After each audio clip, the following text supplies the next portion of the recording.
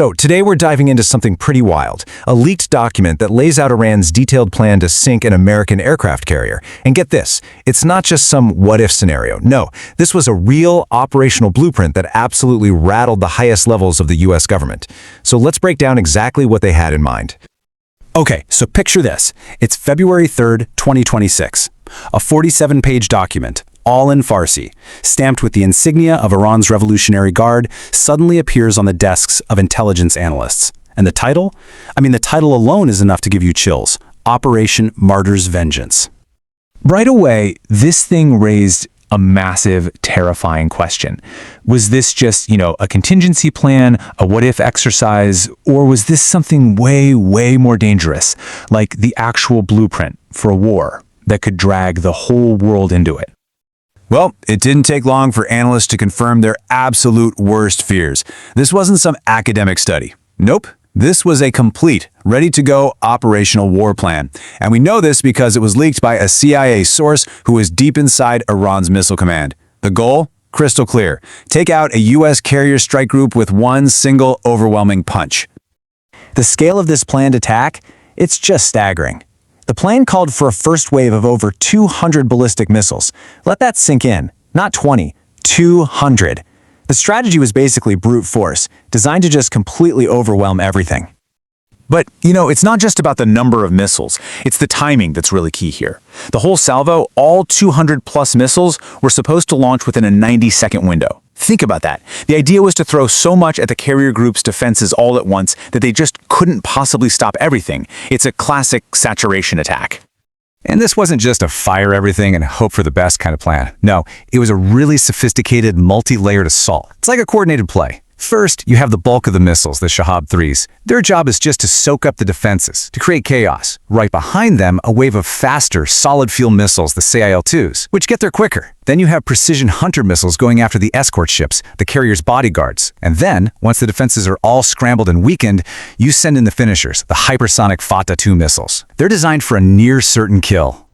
What really drives home how ready this plan was is the countdown sequence. It's all laid out, minute by minute. Every single step, from getting that final satellite confirmation of the carrier's position just 15 minutes before launch, all the way to the final go-ahead. This thing was ready to go, like, right now. So you gotta be wondering, what were the odds of this actually working? Well, according to Iran's own numbers, right there in the document, they gave themselves a better than 70% chance of a mission kill. Now that means damaging the carrier so badly that it can't launch or land planes, basically taking it completely out of the fight. So when President Trump gets briefed on this, his first question is just blunt, straight to the point. He just asks, can they actually do this? And really, that was the question hanging over everyone's head. At the Pentagon, the White House, you can bet on the carrier itself. And the answer he got back from the chairman of the Joint Chiefs, it was chillingly honest. He basically said, look, our defenses are good, they're really good, but they are not designed to stop 200 missiles coming in all at once. His final assessment? The math is against us. As you can imagine, this sent the National Security Council straight into crisis mode. They were suddenly facing three huge critical questions. One, is this for real? Does Iran actually plan to do this, or is it just a threat? Two, could we even detect a launch like this in time to do anything about it? And three, what can we do right now, today, to make sure this terrifying plan can never, ever happen? So the US response moved on two tracks at once. On the military side, they immediately beefed up the defenses for all the carrier groups in the region. Missile defense became priority number one.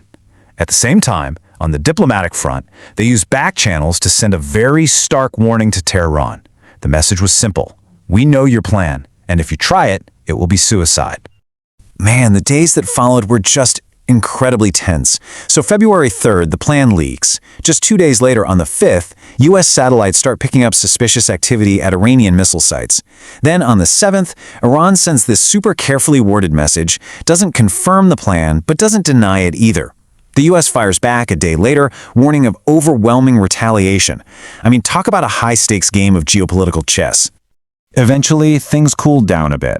The immediate crisis de-escalated. But even with all that careful diplomacy, you couldn't put the genie back in the bottle. A new, hard truth was out there. The world's most powerful navy now knew, for a fact, that its most prized asset was vulnerable. The whole strategic game had just been changed, permanently. And you can see the results of this new reality almost immediately. Just 3 weeks after the leak, an urgent classified budget request hits the table at the Pentagon. The price tag? $8.7 billion. And all of that money was aimed at one thing: beefing up defenses. More interceptor missiles, better radar, and pouring cash into R&D for next-gen stuff like laser weapons. You know, this whole episode just completely shattered a long-held belief. For decades, U.S. carriers kind of roamed the seas with this aura of invincibility. But the new reality, proven right there on paper by Iran, is that nobody's invincible. Even the most powerful ships are vulnerable.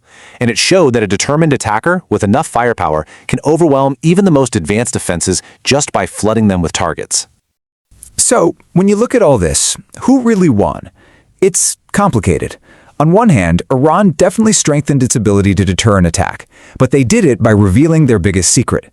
The US, meanwhile, had to face a really uncomfortable truth about its vulnerability, but it also lit a fire under them to fast-track new defensive tech. Really, the leak just changed the game for everybody involved. And this really gets to the core of what a credible threat is in modern warfare, right? It's all about making your opponent look at the potential cost of a fight and just say, nope, not worth it. And in that sense, Iran's plan actually worked. They never had to fire a single missile because the plan itself was enough to make the United States completely rethink the risks of its operations in the region.